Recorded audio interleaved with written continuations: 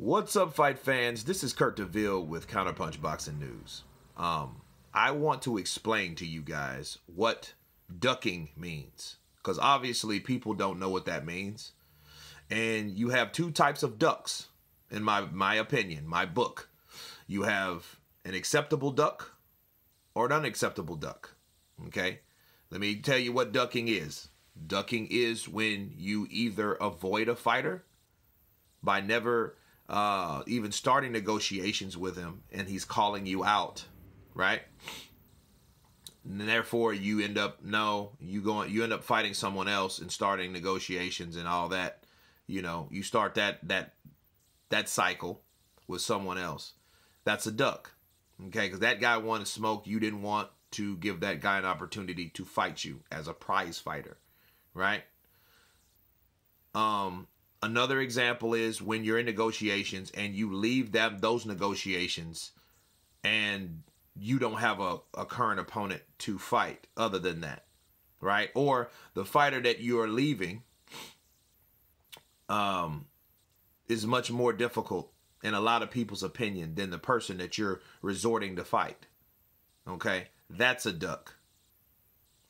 What's acceptable is when, let's say you're in negotiations. An acceptable duck is when you get to the drawing board and you find out, well, hey, this fight is taking too long to make.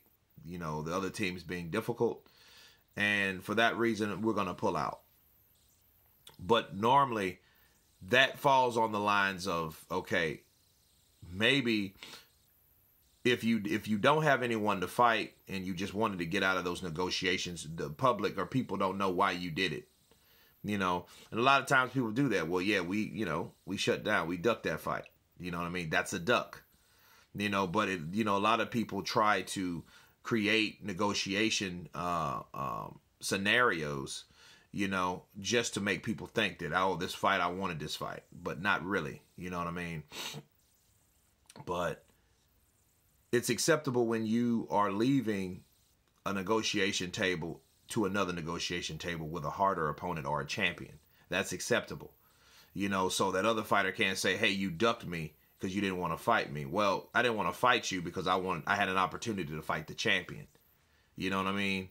And, you know, I wanted to go to the hard place instead of the rock. You know what I mean? So if the guy that you were currently negotiating with is the rock, okay, well, the champion has to be the hard place, right? So rocking the hard place, you know, so you don't have to worry about people saying, well, you ducked because you were scared. No, well, if I was scared, I would have stayed fighting you instead of this guy, the champ. You're not the champ.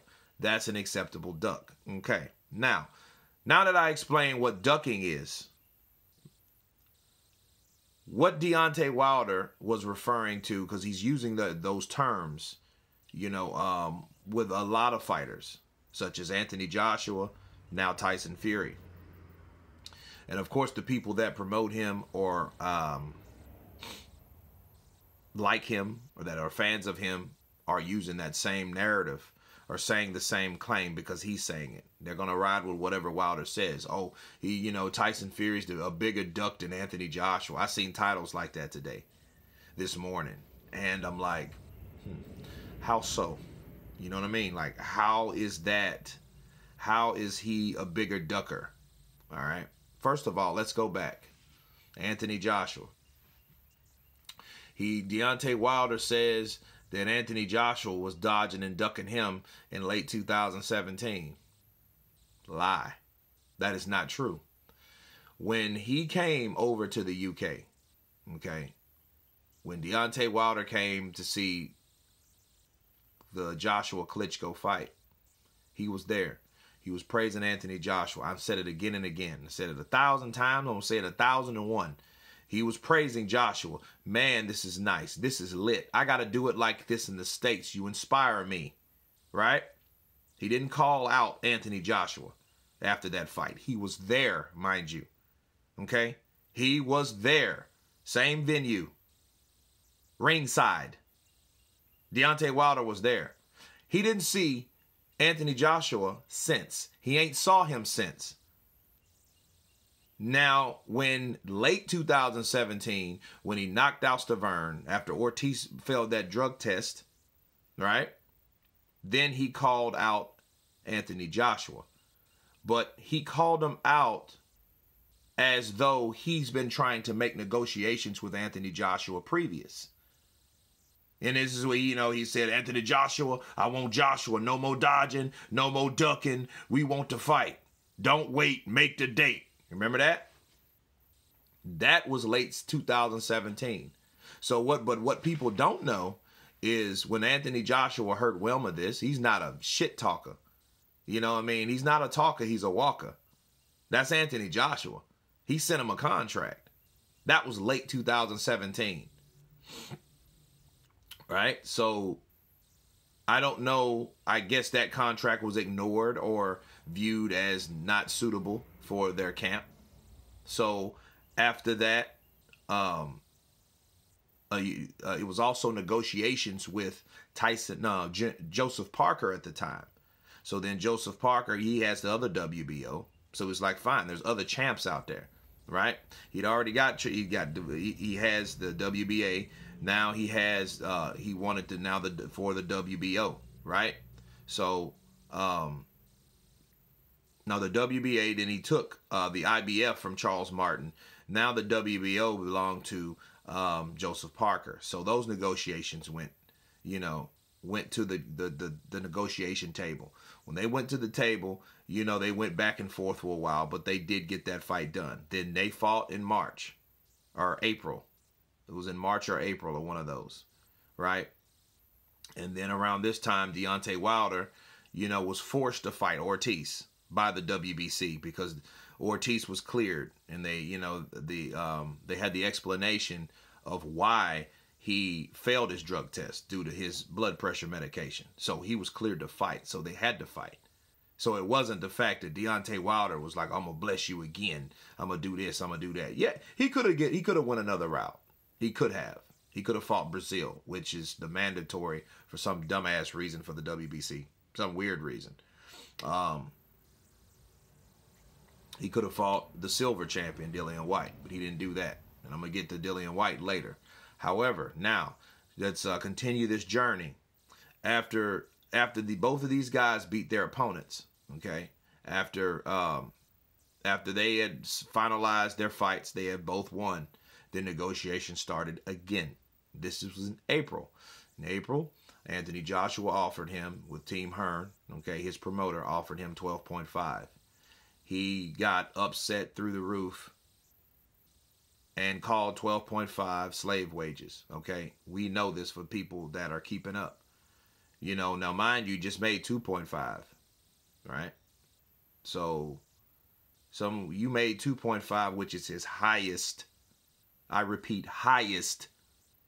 Let me say that again. Highest payday, 2.5, okay? Someone offers you 12.5. Okay, let me give you what your highest purse was and let's fucking quadruple it. It's pretty much what happened. Well, those quadrupled rates, right? Those multiplying as highest payday rates for Deontay Wilder wasn't enough. So guess what? After that, he called it slave wages. Then this $50 million shit came, and it's so much involved with that. So basically,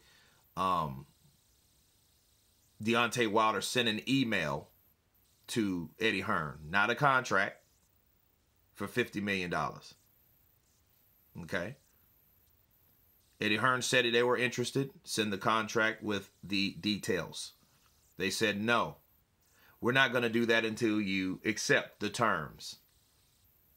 And it was like, well, how are you going to do that unless you send terms for us to accept? You know what I mean? This is business shit, guys. You could ask any businessman about a merger or about an offer. You know what I mean? About an agreement. And they'll tell you the same shit. No, I'm not going to say anything unless you send me some terms. Who do you think you are with $50 million?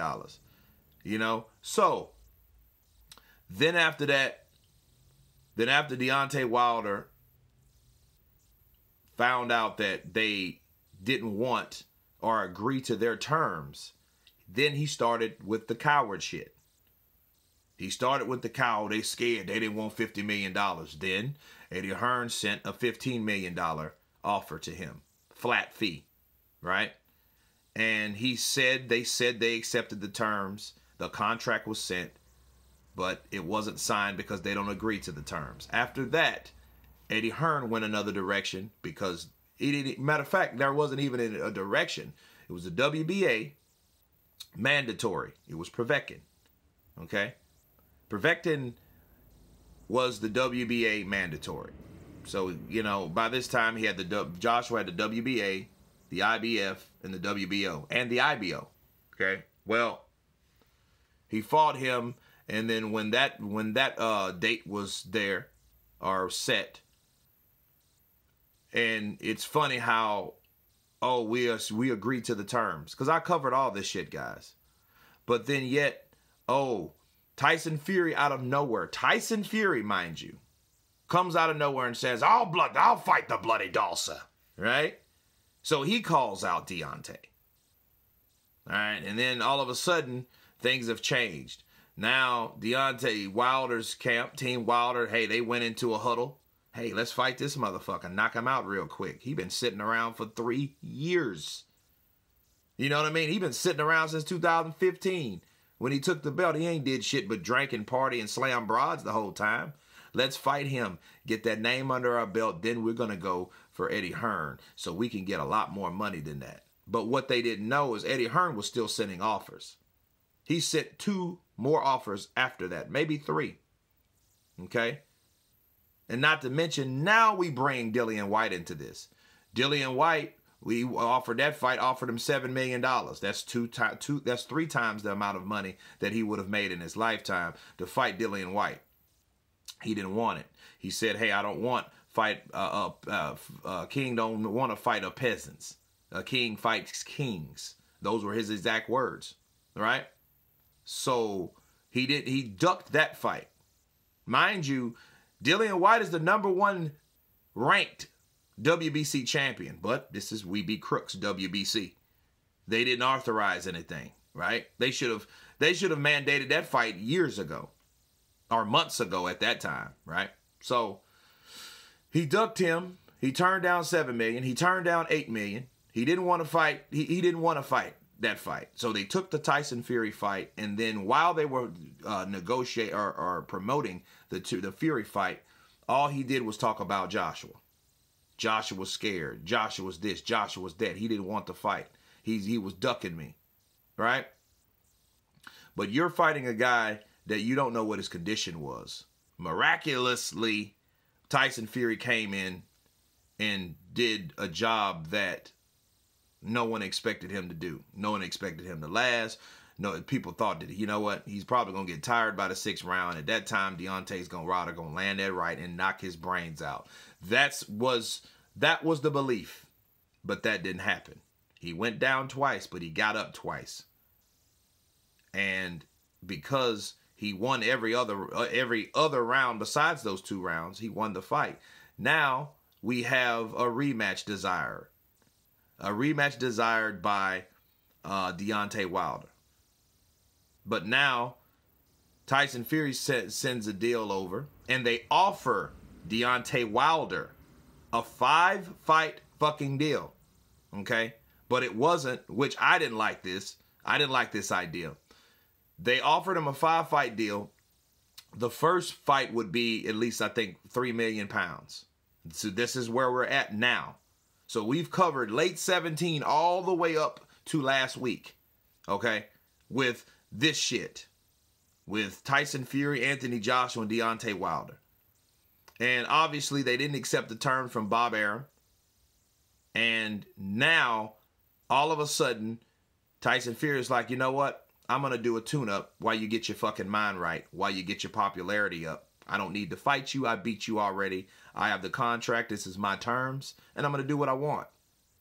Therefore, Tyson Fury is once again, well, not once again. He is also labeled a ducker. So you got a guy that offered you a contract 5 or 6 times. And that's Anthony Joshua. You call him a ducker. He's ducking you, but you're ignoring contracts and phone calls and shit. Okay, he's a ducker though. Tyson Fury with Bob Arum, they've offered you a 5-fight deal to fight on ESPN Plus with a guarantee you fight Tyson Fury, but not in any kind of order. That might be the 5th fight that Deontay does or has. Which, if I'm Wilder's team Wilder, I wouldn't like the idea unless there's a guaranteed amount of money that you were going to give me. But they were doing it on a case-by-case basis. They could have had that set £3 million each fight. Even if it was that would have been good enough than the shit, well, you're going to fight us for 5 fights. You know what I mean? You're going to fight on ESPN for 5 fights since Deontay Wilder came out and said he's a free agent. Okay? So all this story here is you claim that you don't fight, you're not loyal to any network. You can fight anywhere. They offer you a contract. If you wanted that fight that bad, you would take it. Now, it ain't the best terms. I would have took the Hearns route way before I would have took that shit for £3 million. You know what I mean? Well, but it's £3 million to fight any fighter. It's not Tyson Fury. So we don't know. They would probably give him much more money than that, for that fight. But, of course, he didn't take it. So all these negotiation offers he didn't accept or his team didn't accept. Some were, that one was understandable with Fury and in Top Rank. I wouldn't have took that either. But the other ones concerning Joshua, you can't call Joshua a ducker when they're sending you contracts and offers. That's just bullshit. You know what I mean? So you guys thought that y'all were high and mighty. Deontay Wilder's head got big. He thought, I got Tyson Fury. I don't need Joshua. Fuck those belts. Right? To this day. Right? And now it's fell through the roof. Now all of a sudden he's a super ducker, Tyson Fury. It's all out of anger, man, but it just shows you where you actually avoided negotiations, ignored negotiation offers. Now you got some of your own medicine. Really, you didn't get none of your own medicine. Tyson Fury told you, no, I'm going to fight you in the fucking fall because I want to. That's not ducking you. That's not a big ducker. Anthony Joshua wasn't ducking him. You can't be ducking someone when you're sending him contract offers. It's up to that team if they want to accept it or not. You know what I mean? This here is just a tactic to get people on Deontay Wilder's side. He knows, hey, I'm not fighting this fight, so I'm going to go over here and lash out. I'm going to lash out at Fury and call him a coward and try to bait him into whatever. You know what I mean? It's all PR bullshit. But for Wilder, they asked out. And he really needs to start looking at his team. And let me remind you guys, when Tyson Fury received that big, huge offer deal, Deontay Wilder and his team had an emergency conference. It was a meeting, okay? They had to show this motherfucker assurance, like, hey, no, everything's going to be fine. Don't worry about it. You're the camp. You're on top right now. You're the champion. You know what I mean? And if everything was cool, like Deontay Wilder let on in that interview, his first interview after finding out this news with 78 Sports, if everything was fine, why did he have to have a damn near a mandatory meeting on the fly about, hey, everything is fine? Why would you need that meeting? You don't normally have those meetings out of the blue. You know what I mean? But one happened that particular day because another fighter signed a huge deal. So, ducking is not what you think, and it's not what Deontay Wilder spews out of his mouth, because obviously he doesn't know what ducking is. The only person that has ducked is him. He ducked Dillian White. He ducked Anthony Joshua. He ducked Luis Ortiz for years. He totally avoided Klitschko. Why didn't he want to get the Povetkin fight back up and running? Povetkin was fighting after that. Why didn't he want that fight? Hey, we got unfinished business, motherfucker. You got to fight me. None of that either. So I don't want to hear this about Deontay Wilder telling everyone that they're duckers when he's the biggest ducker in heavyweight history. They used to call him cherry picker for a reason. There's a reason for that. So no, look, when you hear him say ducker, he needs to look in the mirror. and say those words. Not speak it, believe it, receive it. Ducker. Just look in the mirror. Ducker. I'm a ducker. That's what he should say to himself, because he's ducked all these possible fights and opportunities. You know what I mean? So he's let them go down the toilet, and because you and your fucking shitty team don't know how to conduct business the right way, you're missing out on the biggest fights of your career. And you have been counterpunched. Peace.